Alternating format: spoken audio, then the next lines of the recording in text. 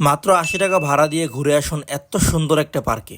জি ভাই, ঠিকই শুনছেন। আপনার হাতে যদি মাত্র ৮০ টাকা এবং ২ থেকে ৩ ঘন্টা সময় থাকে, তাহলে এবারের ঈদ আরও আনন্দময় করে তুলতে আপনার পরিবার, বন্ধুবান্ধব বা প্রিয়জন নিয়ে ঘুরে আসতে পারেন এই পার্কে। চলুন তাহলে কাহিনী শোনাই। আপনার বাসা ব্রাহ্মণবাড়িয়ার যে প্রান্তেই হোক না কেন, আপনি প্রথমে চলে আসবেন কাউতুলির মোড়ে। কাউতুলি থেকে রামরাইলের অটোতে উঠে পড়বেন, যেখানে ভাড়া গুনতে হবে জনপ্রতি মাত্র ১০ টাকা। রামরাইল বাসস্ট্যান্ডে নেমে রাস্তা পার হয়ে সেন্দা বাজারের অটো পাবেন। কিন্তু আমরা ৯০ টাকায় একটি রিক্সা ঠিক করি ডিরেক্ট সেন্দা ইকো পার্কে যাওয়ার জন্য। আমরা ৩ জন থাকায় জনপ্রতি গুনতে হয়েছিল মাত্র ৩০ টাকা। এই পার্কের গেট সবসময় লাগানো থাকে এবং লেখা আছে জনসাধারণের প্রবেশ নিষেধ। তবে ভিতরে পার্ক দেখাশোনা করে এমন একটা দাদা এবং দিদি আছে, যাদের বুঝিয়ে বললে এবং কিছু টিপস দিলে সিচুয়েশন বুঝে তারা আপনাকে ঢুকতে দিতেও পারে, নাও দিতে পারে। আমরা ভেতরে ঢুকেই প্রথমে চলে যাই পুকুরের উপরের এই সুন্দর টিনের ঘরটাতে। এটাই মূলত সেন্দা পার্কের মূল আকর্ষণ।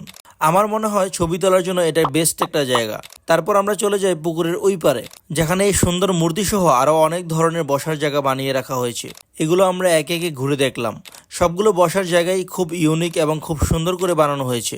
তারপর সবশেষে আমরা চলে যাই এই পার্কের আরেকটি আকর্ষণ উই লাভ ব্রাহ্মণবাড়িয়া লেখাটার কাছে, এবং এখানে কিছু ভিডিও বানিয়ে আমরা পার্ক থেকে বের হয়ে গেলাম। এখানে রিক্সা এবং অটো তেমন অ্যাভেলেবেল না। আমরা একটি রিক্সা পাই, যেটা দিয়ে চলে আসি রামরাইল বাস স্ট্যান্ডে, যেখানে আবারও জনপ্রতি গুনতে হয়েছিল মাত্র ৩০ টাকা। তারপর রামরাইল থেকে অটো করে মাত্র ১০ টাকায় চলে আসি কাউতুলির মোড়ে। সো গাইস, ব্রাহ্মণবাড়িয়া থেকে কম খরচে ভ্রমণ গাইড পেতে পেজটি ফলো করে রাখুন। ধন্যবাদ।